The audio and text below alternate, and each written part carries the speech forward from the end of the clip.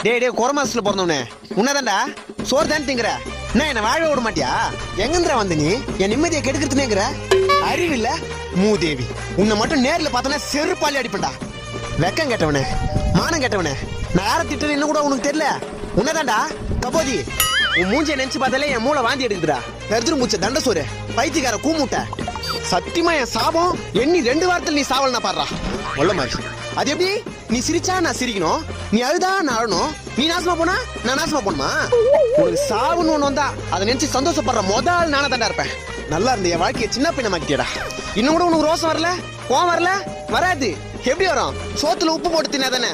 நான் உயிரோட இருக்கிற உன்னை திட்டுவேன்டா, அசிங்கமா திட்டுவேன்டா, காரணமே இல்ல திட்டுவேன்டா. என் காலை எடுத்து மூஞ்சில வைக்க.